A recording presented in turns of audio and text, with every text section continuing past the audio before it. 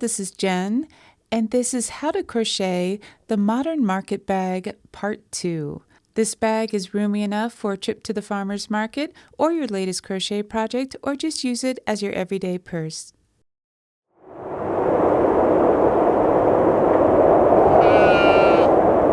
This is part 2, but as a review, the materials I'm using today are Caron's Cinnamon Swirl Cakes in the color Beach Towel. I've got a 5mm crochet hook, a pair of scissors, a yarn needle, and 2 stitch markers.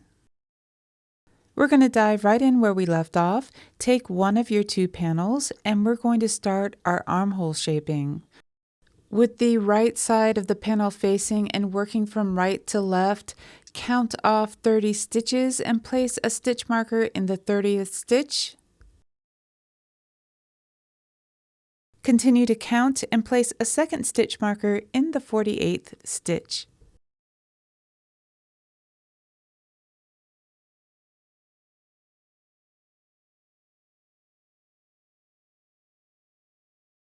Now we have our first panel all set up. There are a total of 19 stitches from stitch marker to stitch marker. There are 9 stitches to the left of the second stitch marker, and there are 29 stitches before the first stitch marker. And now we're ready to carry on with row 45. The stitch markers are marking the armhole, and right now we're going to be working on the fabric to the right of the armhole. So we're going to be working in these first 29 stitches. We're going to carry on with our ripple stitch pattern for rows 45 through 59. So we're going to be working 15 rows of the ripple stitch pattern. The last pattern row we worked was row 4. So now we're working row 5 of the ripple stitch pattern. All of the written instructions for the ripple stitch are in the description below. To refresh your memory, row 5 starts with a standing double crochet, and then you double crochet in the next stitch, and now you're going to work a front post treble around the post of the double crochet below the next stitch. You're going to skip that stitch and then double crochet in the next stitch. You're going to carry on with this pattern, but when you reach that stitch marker, you're going to work a double crochet in the stitch before the stitch marker.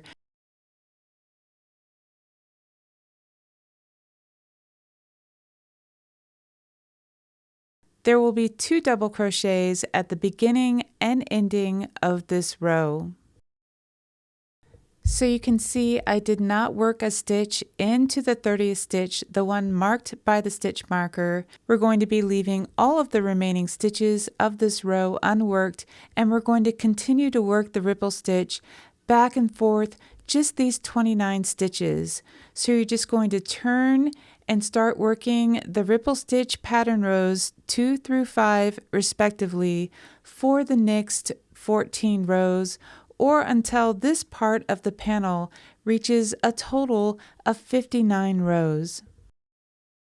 Once you've completed this section of fabric, you can go ahead and double check your stitch count. I find that the easiest way to count your rows is to work along the edge.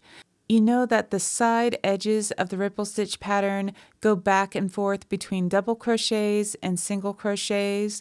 We started with pattern row 5, which was a row of double crochets, so you can simply count double, single, all the way up and make sure that you have those 15 rows.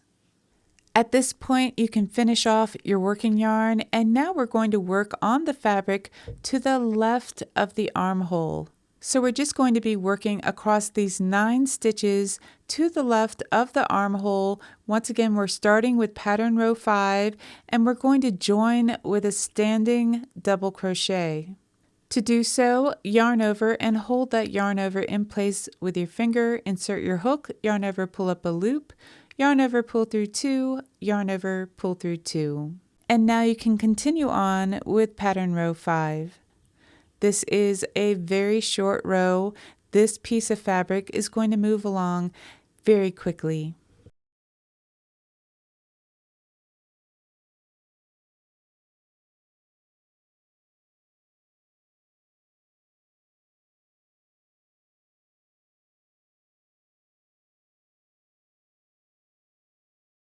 Just as with the right side, you're going to continue to work the ripple stitch rows 2 through 5 respectively until this side of the panel has a total of 59 rows.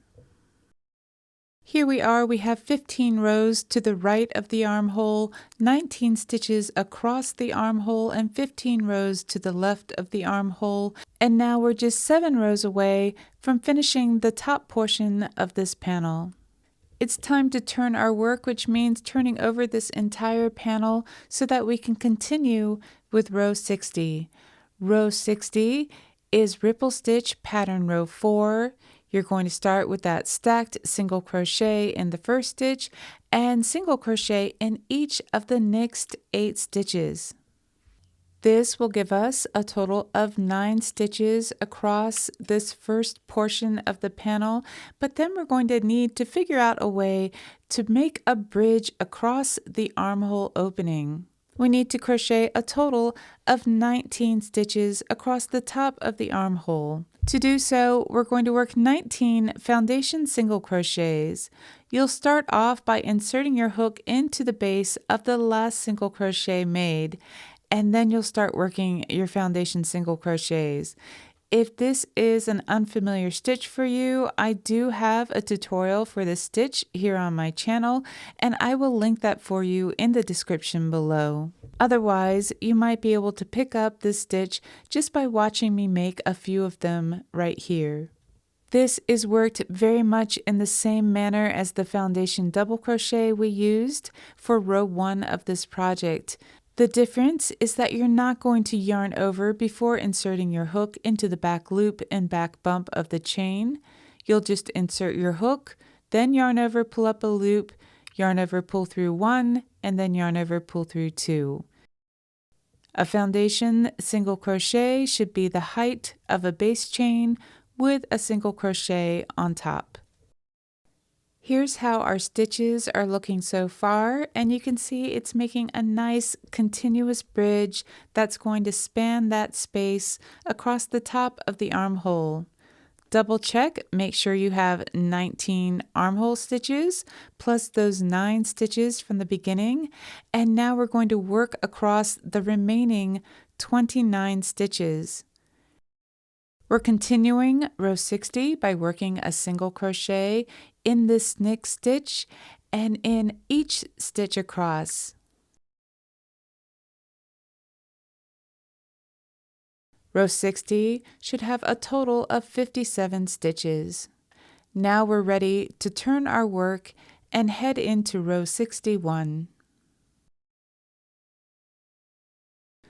For row 61, we're following ripple stitch pattern row 5, which begins with a standing double crochet in the first stitch and then a double crochet in the next stitch.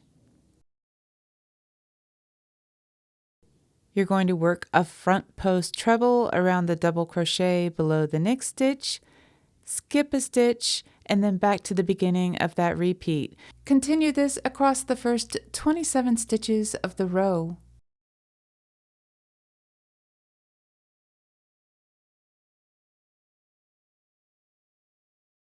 And then you're going to double crochet in each of the next 23 stitches.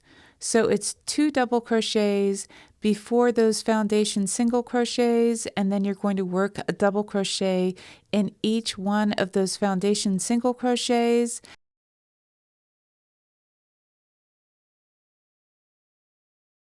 And then you're going to work 2 more double crochets on the other side of our bridge of foundation single crochets.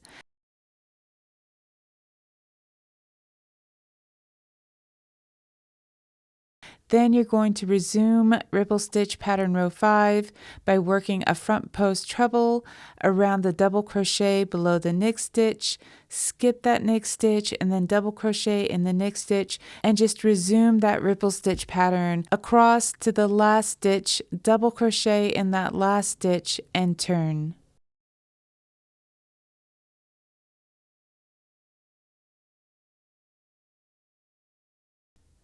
For rows 62 through 66, we're going to continue our ripple stitch pattern, rows 2 through 5, respectively.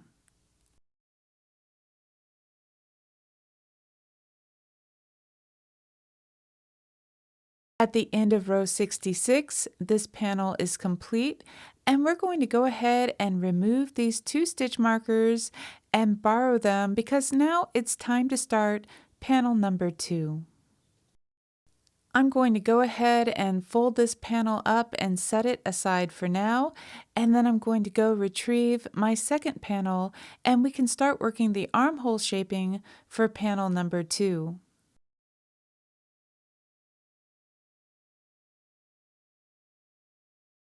Here we have our second panel. Our working yarn is still attached. And now we need to put in the stitch markers to prepare this one for its armhole. Remember that the right side is facing.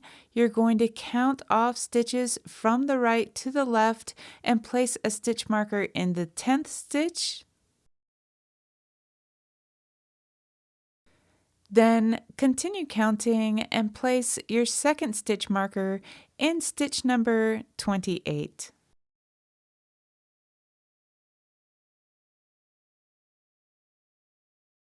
There will be 29 stitches after that second stitch marker. Remember, there are 19 stitches from stitch marker to stitch marker and 9 stitches before the first stitch marker. Panel number 2 is worked in the same manner as panel number 1, only this time you have 9 stitches to the right of the armhole instead of to the left. Here's a look at both panels side by side. You can see our first panel, we have a larger piece of fabric to the right, the armhole, and then that narrow 9-stitch piece of fabric, and then the reverse is true for panel number 2. We've got 9 stitches to the right of the armhole and 29 stitches to the left. Let's go ahead and gather these 2 panels up. We're going to have the wrong sides facing each other and the right sides of the bag facing out. I'm going to go ahead and line everything up so we can really get an idea of what our finished bag is going to look like. The bag is actually going to sit on your shoulder at an angle more like this one. Here is the top of our bag, and here's the bottom. The front of the bag is actually the long side of the rectangle to the right of the armhole. We want this length so that it can drape in the front. This bag is designed so that the opening for the bag is on the top half of the back of the bag, and then the second half of the back is a seam. So this will be a seam across the bottom, front, and top. You can see that there'll be a nice wide opening that you'll be able to reach in and gather all of your things. If you prefer, you could leave this corner open and reach in through the top of your bag, or you could have the whole top seam open like a more traditional bag and reach down through the top. So you can really make a design choice here as to where you would like the opening of your bag to be. Before we get into those seams though, it's a great time, if you haven't already, to weave in all of those loose ends.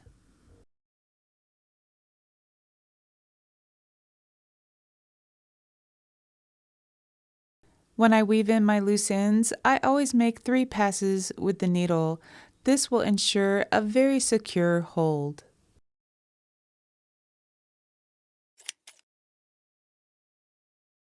Here's how to crochet together the top and bottom seams.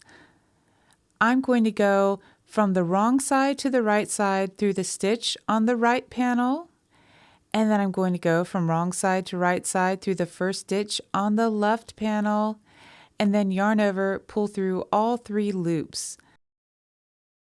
I'm going to continue to do this for the corresponding stitches of each panel, working my way across the top of these panels. So this is going to be the top seam of our market bag. I like this join because this stitch stands upright and doesn't lean either towards the front or the back of the purse, which means that the purse looks just as nice whether you have it on your right shoulder or your left shoulder.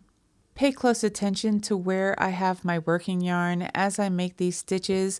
That's the only thing that can get a little bit confusing and get you tangled up here. Otherwise, it's a very simple join.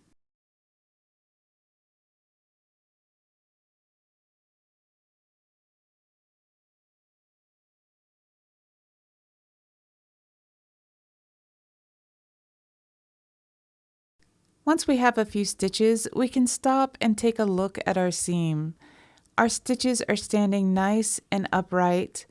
I like this as a joining seam because this bag really isn't meant to have a right side and a wrong side or a front and back, and this seam looks just as nice from one side as it does from the other. Now we can continue and complete our top seam, matching stitch for stitch on each panel. There will be a total of 57 stitches across. When your top seam is complete, go ahead and repeat this process for the bottom seam, and then you can finish off weaving in your loose ends. Now that our top and bottom seams are in place, we can focus on the front of our market bag. So here is our top seam, and you can see that our armhole is towards the left, and this is going to be the front. This is the back of the bag, and here's the bottom. I think because this design is a little bit different, it can get a little confusing which side is the front side and which side is the back side. The front of the bag is the long side of the rectangle to the left of the armhole next to these shorter, remember the 9-stitch wide panels of fabric. This is the front and this is the next seam we're going to sew. We're keeping this front seam very straightforward and using a whip stitch to attach the two panels together. I'm carrying 2 strands of yarn. I measured this off so it is twice the length of this side of the panel with a little extra to account for sewing in the beginning and ending tails.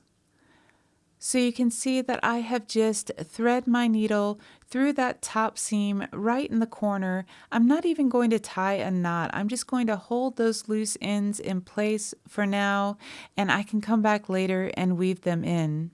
Now I can just start my whip stitch. I've inserted my hook through the corresponding single crochets and just pulled the yarn through, and then next I'm going through the corresponding double crochets of the row below. I'm doing 1 whip stitch for each row of the panel. Pull your yarn so that it's firm but not so tight that it cinches the fabric.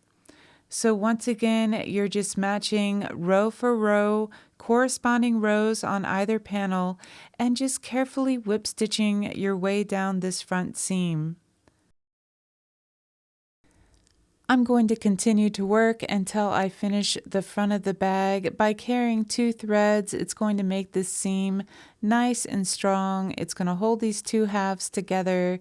And then once I'm done, I'll take a moment and weave in all of my loose ends. Now the front of our bag is sewn together, this seam is complete, and we're so close to being done, but we have one more short seam to sew on the back side of our bag.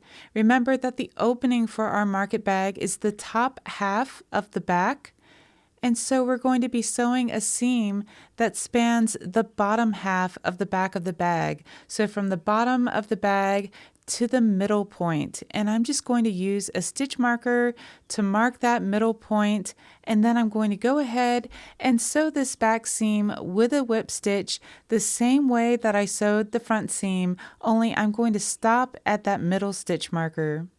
So you can see I'm starting in the exact same way. I'm just going through that corner of the bottom seam, and then I'm going to match row for row and do 1 whip stitch for each row until I work my way halfway up the back of the bag. I'll finish off by weaving in all of my loose ends and making sure they're very secure. It's finally time to check out our finished Modern Market bag. This Cinnamon Swirl Yarn by Caron was very dense and made up a little bit larger than the intended size. The colors are fun and I wanted to love it, but I have to say I prefer the bag made up in this solid color. This is Pound of Love by Lion Brand. It made up true to size. It's lighter and less bulky on the body. Of the two, this is the yarn that I would definitely recommend. Whether you prefer big and bold or plain and simple, I hope you'll enjoy picking out a yarn and giving this pattern a try. Thank you so much for joining me today, and I'll see you next time.